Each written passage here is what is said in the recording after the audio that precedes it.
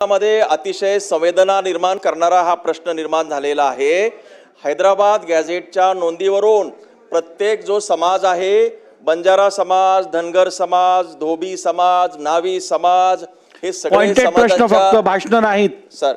या सगळ्या सामाजिक समाजाच्या अस्मिता जागृत झालेल्या आहेत आणि प्रत्येक समाज मागासवर्गीय आरक्षण घेण्याच्या अनुषंगाने जे पूर्वी टाळत होते, आता मागासवर्गीय होण्याकडे जी धडपड सुरू आहे ती निश्चितपणाने रास्त आहे। माझी अशी विनंती आहे की हा प्रश्न कुणीतरी उठतंय, कोणी पण अनुसूचित जाती जमातीमध्ये उपवर्ग करा म्हणतंय, हा प्रश्न इतका साधा नाही आहे। सामाजिक वातावरण दूषित करण्याच्या अनुषंगाने आज महाराष्ट्रामध्ये प्रत्येक समाजातला कोणीतरी उठतो, माझ्या समाजाला हे द्या, त्या समाजात घाला, हा प्रश्न असा सोडू नये। माझी उपमुख्यमंत्री महोदयांना या ठिकाणी विनंती आहे, जातीय जनगणना झालेल्या नाहीत, क्वांटिफाईड डाटा कोणत्याही समाजाचा महाराष्ट्र शासनाच्या समोर आलेला नाही, अशा परिस्थितीमध्ये कोणीही उठतो, जाती अस्मिता घेऊन बोलतो, हे बोलणं टाळावं आणि एक सर्वंकष समाजाला प्रतिनिधित्व देणारी सगळ्या समाज घटकांची एक बैठक, एक